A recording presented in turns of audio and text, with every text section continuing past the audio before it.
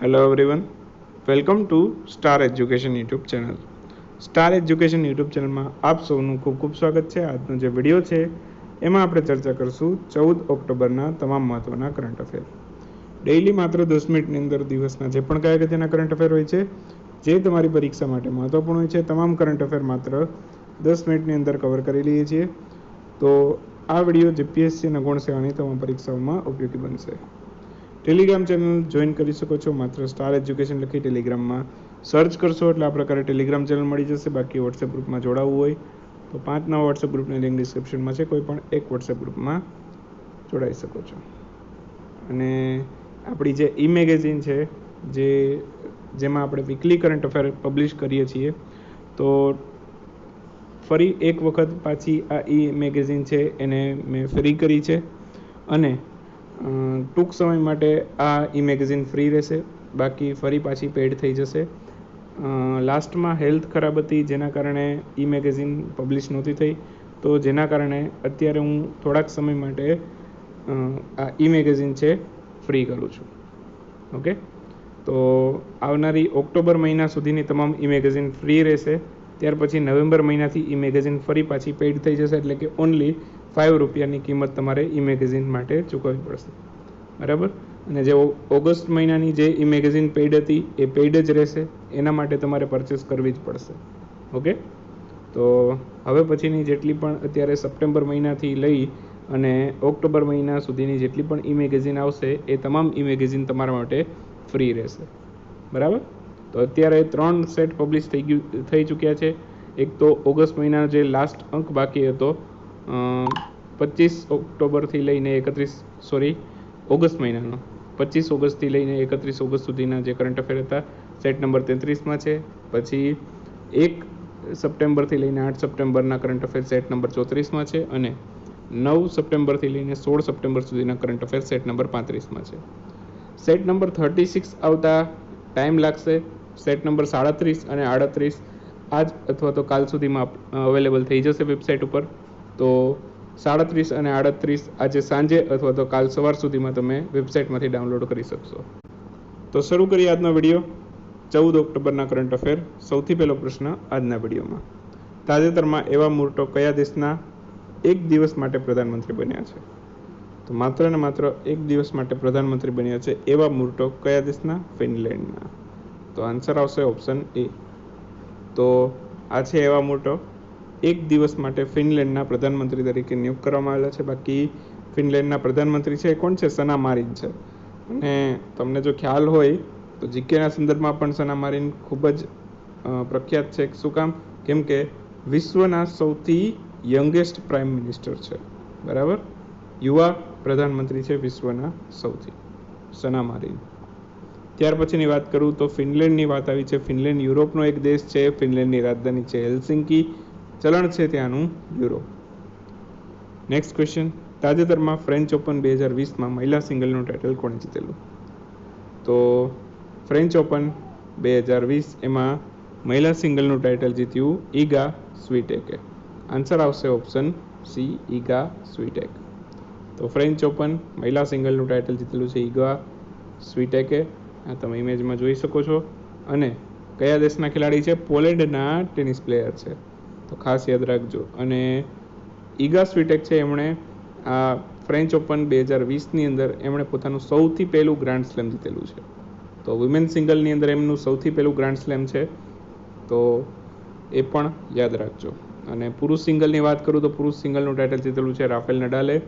અત્યાર સુધીમાં ફ્રેન્ચ ઓપનમાં 13મું ટાઇટલ જીતેલું છે એમણે, બરાબર। અને જે રાફેલ નડાલ છે એ સ્પેનના ટેનિસ પ્લેયર છે। બાકી ફ્રેન્ચ ઓપન ટુર્નામેન્ટની વાત કરું તો 2020ના રોજ ફ્રેન્ચ ઓપનનું 124મું સંસ્કરણ હતું, તે પણ યાદ રાખજો।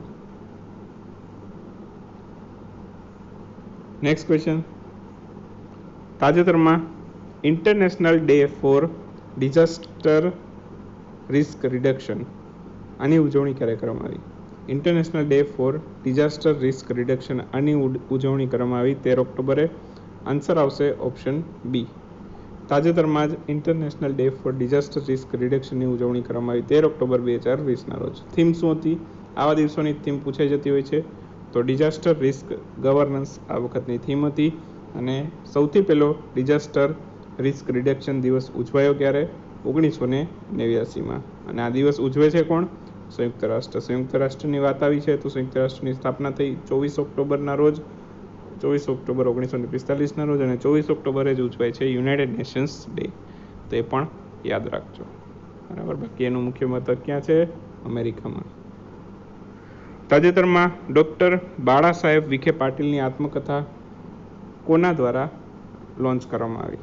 એની આત્મકથા હાલમાં જ લોન્ચ કરવામાં આવી છે ડૉક્ટર બાળા સાહેબ વિખે પાટીલની, પ્રધાનમંત્રી નરેન્દ્રભાઈ મોદી દ્વારા. તો આન્સર આવશે ઓપ્શન સી. તો હાલમાં જ પ્રધાનમંત્રી નરેન્દ્રભાઈ મોદીએ ડૉક્ટર બાળા સાહેબ વિખે પાટીલ છે એની આત્મકથા લોન્ચ કરી છે, જેનું નામ છે દેહ વાંચવા કારણી. દેહ વાંચવા કારણી આ આત્મકથાનું નામ છે, જેને લોન્ચ કરી છે પ્રધાનમંત્રી નરેન્દ્રભાઈ મોદીએ. અને આ સિવાય પણ જે પ્રવરા ગ્રામીણ શિક્ષણ સોસાયટી હતી એનું નામ બદલીને હવે નવું નામ આપવામાં આવેલું છે ડૉક્ટર બાળા સાહેબ વિખે પાટીલ પ્રવરા ગ્રામીણ શિક્ષણ સોસાયટી. તો આ પણ એક યાદ રાખજો, પરીક્ષાઓની દ્રષ્ટિએ અગત્યનો પોઈન્ટ છે. આ સિવાય એમને પદ્મભૂષણ પુરસ્કાર આપવામાં આવેલો છે 2010માં. અને ડૉક્ટર બાળા સાહેબ વિખે પાટીલની વાત કરું તો એમણે સૌપ્રથમ કોઓપરેટિવ સુગર ફેક્ટરીની સ્થાપના કરેલી હતી મહારાષ્ટ્ર ખાતે. તે પણ યાદ રાખજો. અને 14મી લોકસભામાં સાંસદ હતા અને પુણે યુનિવર્સિટી દ્વારા એમને જીવન સાધના ગૌરવ પુરસ્કારથી પણ સન્માનિત કરવામાં આવ્યો હતો. તો એટલી બાબતો છે એમના વિશે મહત્વની છે, ખાસ યાદ રાખજો. પરીક્ષાની દ્રષ્ટિએ બહુ ઉપયોગી બનશે આ બધા પોઈન્ટ.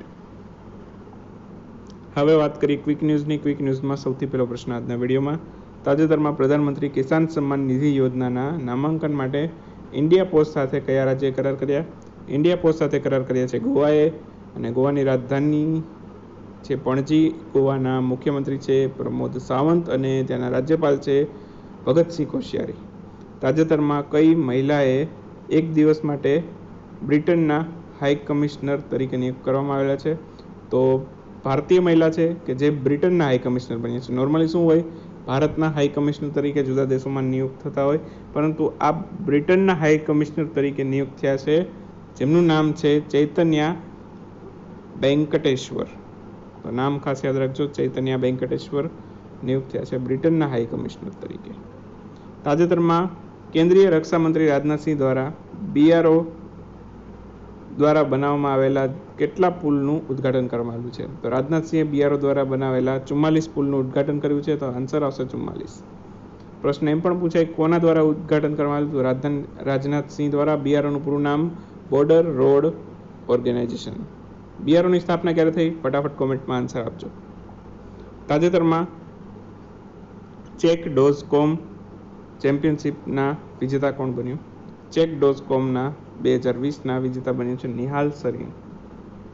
તાજેતરમાં કયા રાજ્યની સરકારે વૃક્ષ પ્રત્યારોપણ પોલિસીને મંજૂરી આપી છે? વૃક્ષ પ્રત્યારોપણ પોલિસીને મંજૂરી આપી છે દિલ્હીની સરકારે. અને આ શું છે વૃક્ષ પ્રત્યારોપણ પોલિસી? તો નોર્મલી શું કરવામાં આવે, રોડ બનાવતા હોય ત્યારે રસ્તામાં કોઈ વૃક્ષ આડું આવે તો એ વૃક્ષને કાપી નાખવામાં, પરંતુ આ પોલિસી મંજૂર થયા બાદ હવે એ વૃક્ષને વ્યવસ્થિત રીતે ઉખેડી, બરાબર, અને કોઈક બીજી જગ્યાએ વાવવામાં આવશે, બરાબર. તો આ છે વૃક્ષ પ્રત્યારોપણ પોલિસી જે દિલ્હીની સરકારે લોન્ચ કરી, મંજૂરી આપી છે એને.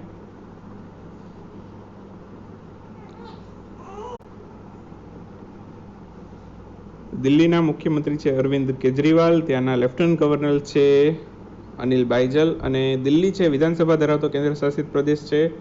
ભારતમાં વિધાનસભા ધરાવતા કેન્દ્ર શાસિત પ્રદેશની સંખ્યા કેટલી? 3. એક તો દિલ્હી, પુડુચેરી અને જમ્મુ કાશ્મીર, બરાબર. તાજેતરમાં પ્રધાનમંત્રી નરેન્દ્ર મોદીએ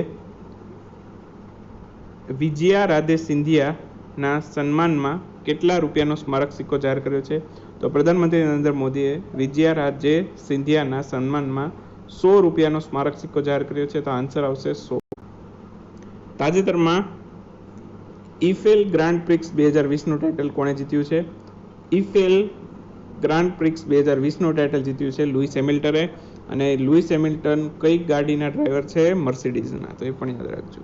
તાજેતરમાં લોકતંત્રને સશક્ત કરનાર ડૉક્ટર રામમોહન લાહિયા, એમને પ્રધાનમંત્રી નરેન્દ્રભાઈ મોદી દ્વારા શ્રદ્ધાંજલિ અર્પણ કરવામાં આવી. તેઓ કોણ હતા? તો ડૉક્ટર રામમોહન લાહિયા એ સ્વતંત્ર સેનાની હતા તેમજ એક રાજનેતા પણ હતા. બરાબર, રામમોહન લોહિયા. તાજેતરમાં સેન્ટ્રલ યુનિવર્સિટી ઓફ પંજાબની નવી બિલ્ડિંગનું ઉદ્ઘાટન કોના દ્વારા કરવામાં આવેલું? સેન્ટ્રલ યુનિવર્સિટી ઓફ પંજાબની નવી બિલ્ડિંગનું ઉદ્ઘાટન કરેલું છે રમેશ પોખરિયાલ નિશંકે. રમેશ પોખરિયાલ નિશંક છે આપણા માનવ સંસાધન વિકાસ મંત્રી હતા. હવે માનવ સંસાધન વિકાસ મંત્રાલયનું નામ બદલીને શું થઈ ગયું છે? શિક્ષા મંત્રાલય. તો હવે આપણા શિક્ષા મંત્રી થઈ ગયા છે. ઓકે, તો આજના વિડીયોમાં એટલું. મજા આવી તો લાઈક કરજો, શેર કરજો. આપણા મિત્રો સાથે નવા હોય તો સબસ્ક્રાઇબ કરો, બેલ સિમ્બલ દબાવો, જેથી આવનાર વિડીયો નોટિફિકેશન મળતી રહે. મળીએ નેક્સ્ટ વિડીયોમાં નવા કન્ટેન્ટ સાથે. ત્યાં સુધી રજા લઈએ. આવજો, બાય બાય, ગુડ નાઇટ, શુભરાત્રી.